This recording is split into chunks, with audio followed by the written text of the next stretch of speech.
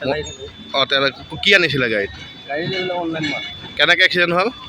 এক্সিডেণ্টটো গম পোৱা নাই, মই ফুৰিছিলোঁ। অঁ মই মানে খোৱাতে মই উঠি নাচাম, মোৰ অৱস্থা বেয়া। মই কৈ আছিলোঁ এই ক'ত পাওঁ আহিলে মই গম পোৱা নাই। মই গোটেইদিন টোপনি দিয়া নাই, মানে দিনত টোপনি দিছিলোঁ অলপ, তাৰপিছত উঠি নাচাম মোৰ অৱস্থা পূৰা মানে মই মানে সপোনৰ নিচিনা লাগিছে আৰু। আপোনাৰ একো হোৱা নাই? নাই মোৰ বেছি হোৱা নাই, অলপ কোনটো গাড়ী মাৰিলে? ৰখি থকা এখন ট্ৰাক বেয়া হৈ থকা গাড়ী এখনৰ আহি এখন অনলাইনৰ গাড়ী আহি পেলাই পিছৰ পৰা মাৰি দিয়া ড্ৰাইভাৰজনৰ অকণমান জখম হৈছে। কোন ফালৰ পৰা আহিছে? গাড়ী দুখন তেজপুৰমুখীয়ে আছিলে, তেজপুৰৰ পৰা নগাঁওমুখী আছিলে। মানুহৰ কিবা হৈছে নেকি? মানুহ এজনৰ ড্ৰাইভাৰজনৰ অকণ মানে হাত এটা দুখ পাইছে বুলি গম পাইছোঁ। গতিকে 108 সেৱাই আহি পেলাই লৈ গ'ল। এতিয়া প্ৰশাসনৰ মানুহ আহিছে।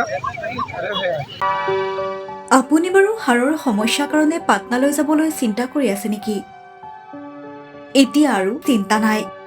আপোনাৰ যিকোনো হাড়ৰ সমস্যা হ'লে এতিয়াৰ পৰা আৰু পাটনালৈ যাব নালাগে, কিয়নো এতিয়াৰ পৰা গুৱাহাটীতে পাব সেই সকলো সা সুবিধা। গুৱাহাটীৰ আমিনগাঁৱত অৱস্থিত Patna orthopaedic and multi speciality হস্পিটেলত কম খৰচতে পাব সেই সকলো উন্নত মানদণ্ডৰ চিকিৎসা সেৱা, য'ত অভিজ্ঞ চিকিৎসকৰ দ্বাৰা সম্পন্ন কৰা হয় বিভিন্ন ধৰণৰ হাড়ৰ অস্ত্ৰোপচাৰ। বৰ্তমানলৈকে 3000তকৈও অধিক ৰোগী সুস্থ হৈছে।